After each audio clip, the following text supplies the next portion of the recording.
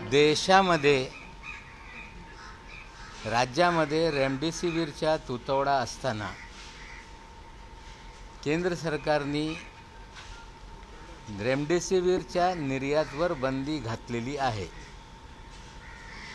देशामध्ये 7 कंपन्याला देश अंतर्गत डिस्ट्रीब्यूशन आणि विक्रीची परवानगी आहे। 2 कंपन्याला परदेशात विक्रीची परवानगी आहे। त्या उलट प्रोडक्शनच्या परवानग्या 17 कंपन्यांना या देशामध्ये आहे। ते प्रोडक्शन करून या 2 कंपन्या जे विदेशमध्ये निर्यात करत आहेत त्यांना देऊ शकतात आणि या 7 कंपन्यांना स्वतः प्रोडक्शनच्या परवानगी देण्यात आलेल्या आहे। निर्यातवर बंदी घातल्यानंतर काही कंपन्या आमच्याकडे साठा उपलब्ध आहे, आम्हाला विकण्याच्या परवानगी द्या, यासाठी महाराष्ट्र सरकारला अप्रोच झाले। ब्रूक फार्मा नावाची कंपनी, त्याचे मालक राजेश डोकानिया हे स्वतः मंत्री महोदय सिंगने यांना विरोधी पक्ष नेते दरेकर साहेब यांच्यासोबत भेटले। त्यांनी माहिती दिली की माझ्याकडे साठा आहे आणि जर परवानगी दिली तर मी हा साठा आपल्याला देऊ शकतो। 2 कंपन्यांनी परवानगी मागितली होती। बीडीआर नावाची एक कंपनी आहे, दुसरी ब्रूक्स फार्मा नावाची। या दोघांना परवानगी रात्री देण्यात आली।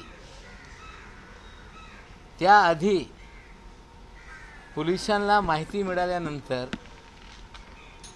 की एक्सपोर्ट करणारे लोकांकडे औषधांचा साठा आहे, त्याच्या आधारावर श्री राजेश डोकानिया यांना पोलिसांनी बोलवलं होतं। त्यांच्याशी माहिती गोळा करण्याचं काम सुरू होतं आणि त्यानंतर या राज्याचे विरोधी पक्ष नेते श्री देवेंद्र फडणवीसजी, श्री दरेकरजी, आमदार प्रसाद लाडजी, त्या भागाचे विलेपार्लेचे आमदार पराग अलवानीजी, हे सगळे पोलीस स्टेशनला BKCला रात्री 11:15 पोचले। जर एखादा पोलिसाला माहिती मिळाली तर पोलीस इन्क्वायरी करतो। मग या डोकानियाला सोडवण्यासाठी या राज्यातले 2 विरोधी पक्ष नेते का गेले, 2 आमदार का गेले? यांना भेटण्यासाठी भाजपचे नेते दीव दमनला गेले होते। 50,000चा साठा यांच्याकडे आहे, आम्ही आणून राज्यामध्ये वाटप करू। म्हणजे कुठेतरी या महाराष्ट्रामध्ये भाजपची लोक एक तरी साठा मिळणार नाही त्याच्यासाठी प्रयत्न करत आहे। ज्यांच्याकडे साठा आहे स्वतः खरेदी करून स्वतः विकू ही भूमिका घेत आहे।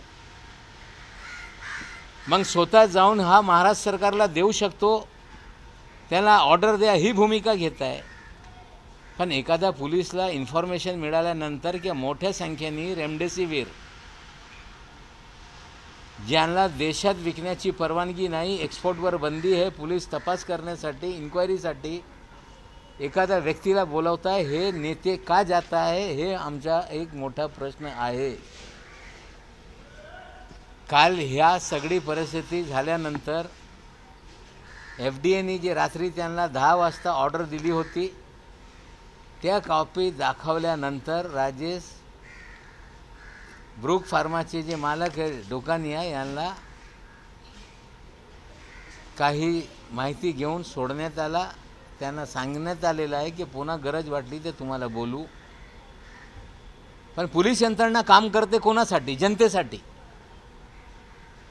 पोलीस यंत्रणा काला बाजार रोखण्यासाठी काम करते।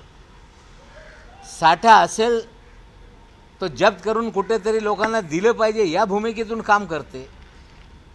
पण लोकांनी याला जर बोलवला तर संपूर्ण महाराष्ट्रातली भाजप का घाबरते?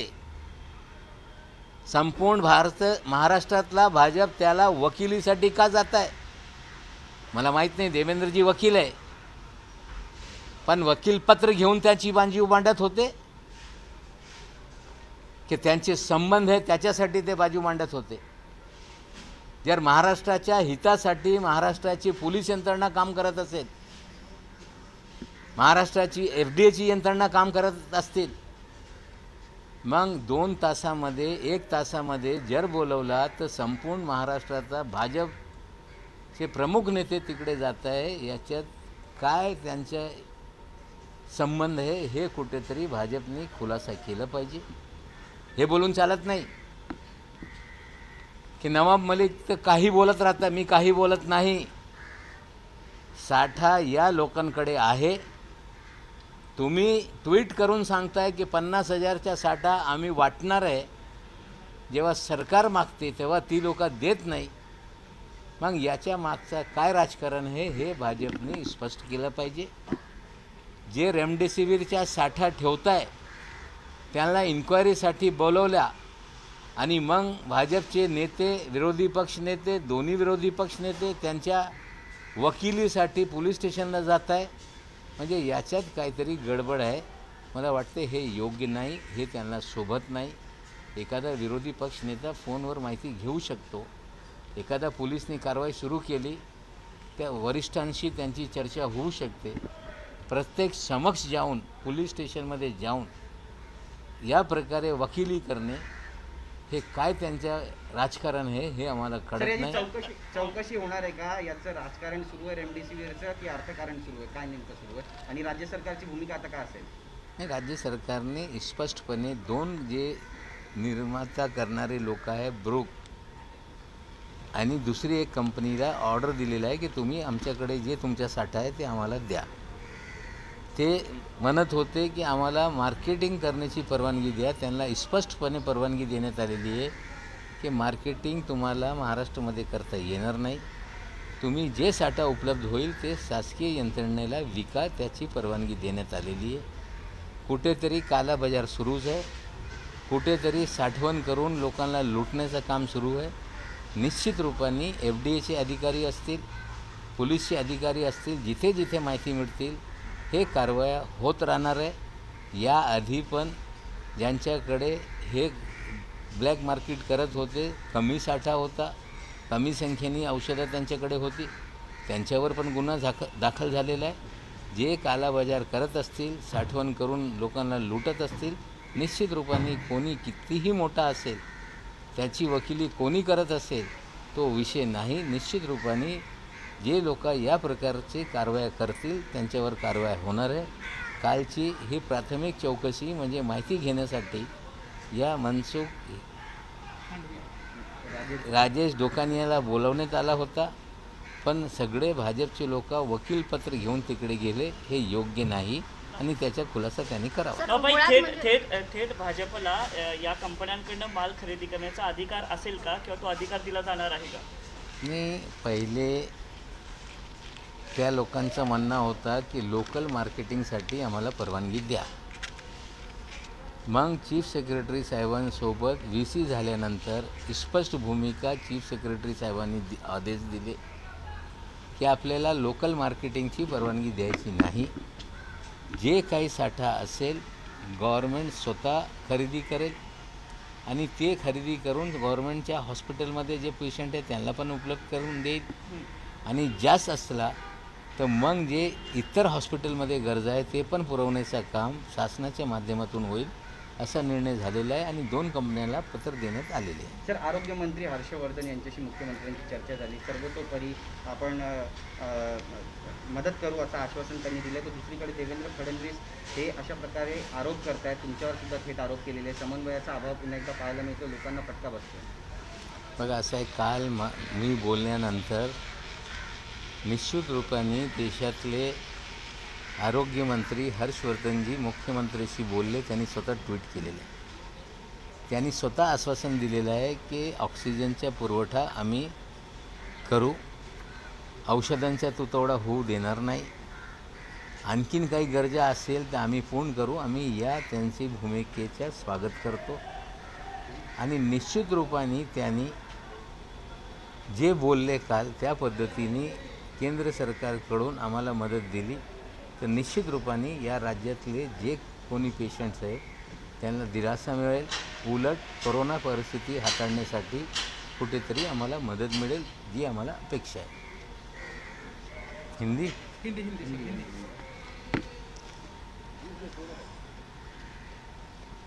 महाराष्ट्र में रेमडेसिविर का और देश में कहीं ना कहीं किल्लत है. कुल मिला के दुनिया में मार्केटिंग करने के लिए 2 कंपनियों के पास महाराष्ट्र देश में परमिशन है.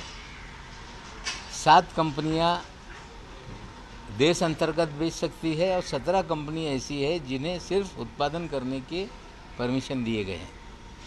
रेमडेसिविर पर बंदी लगाने के बाद 17 कंपनियों में से बहुत सारे लोग लोकल बेचने की परमिशन मांग रहे थे. गुजरात सरकार ने दी और महाराष्ट्र के भारतीय जनता पार्टी के लोग ब्रुक फार्मा नाम की कंपनी से दवा खुद लेना चाहते थे और विरोधी पक्ष नेता परवीन दरेकर जी एफडीए के मंत्री महोदय के साथ उन्होंने मीटिंग कराई और परमिशन देने के लिए कहा.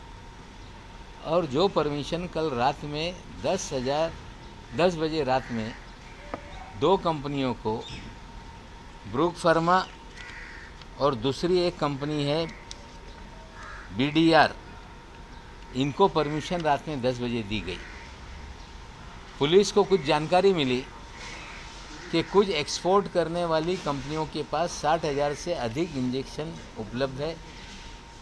पुलिस ने ब्रुक फार्मा के मालिक राजेश ढोकानिया को इंक्वायरी के लिए बुलाया.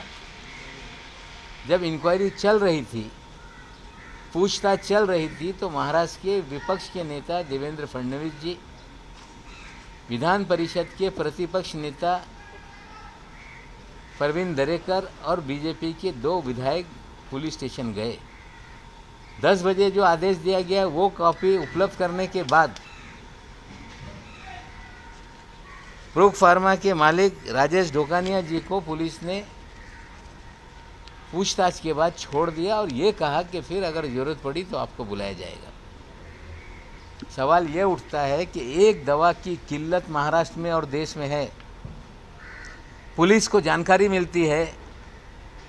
पुलिस अगर किसी मालिक को पूछताछ के लिए बुलाती है तो नेता विपक्ष, नेता प्रतिपक्ष दोनों क्यों पुलिस स्टेशन में पहुंच जाते हैं? बीजेपी के वे विधायक जो इस कंपनी के मालिक को 5 दिन पहले मिले थे, दावा कर रहे थे कि 50,000 इंजेक्शन हम महाराष्ट्र में बांटेंगे, ये क्यों पहुंच जाते हैं? हमारी जानकारी के अनुसार देश के अंदर लगभग 30,500 इंजेक्शन इन 17 कंपनियों के पास है जो एक्सपोर्ट नहीं हो पा रहा है,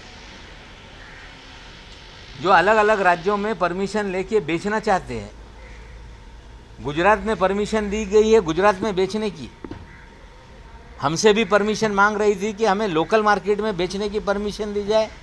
सरकार ने सिर्फ राज्य सरकार के जो इस्टेब्लिशमेंट है उन्हें बेचने की परमिशन दी है. क्या भारतीय जनता पार्टी जो जमाखोर है उनके साथ खड़ी है? क्या भारतीय जनता पार्टी पुलिस के कामकाज में अड़चन पैदा करना चाहती है? क्या भारतीय जनता पार्टी के नेता विरोधी पक्ष जो देवेंद्र जी हैं वो वकील हैं, नेता की हैसियत से गए थे कि वकीली करने के लिए वकील की हैसियत से गए थे? हमें लगता है ऐसे हालात में जब रेमडेसिविर की किल्लत दूर करने के लिए पुलिस यंत्रणा या शासकीय यंत्रणा काम करती है, जांच के लिए बुलाया जाता है, नेता प्रतिपक्ष वहां पहुंचते हैं, ये उचित नहीं है. क्या बीजेपी का इनके साथ संबंध है? बीजेपी बताए. 50-60 हज़ार दवा हम बांटेंगे, ये दावा 5 दिन पहले तक बीजेपी कर रही थी. वो 60,000 मेडिसिन कहाँ है? जो ब्रुक फार्मा के पास जो स्टॉक है वो कहाँ है, इसकी जानकारी बीजेपी को देनी पड़ेगी। हमें लगता है कल जिस तरह से इतने सारे नेता राजेश डोकानिया के लिए पुलिस स्टेशन पहुंच गए, कुछ ना कुछ दाल में काला है। पुलिस जांच कर रही है और जो भी इस तरह से काम करेगा और भी लोग होंगे, पुलिस को जानकारी मिलेगी तो निश्चित रूप से पुलिस जांच करेगी। हमें लगता है भारतीय जनता पार्टी राजनीति के लिए इस तरह की चीज़ें ना करे तो बेहतर होगा।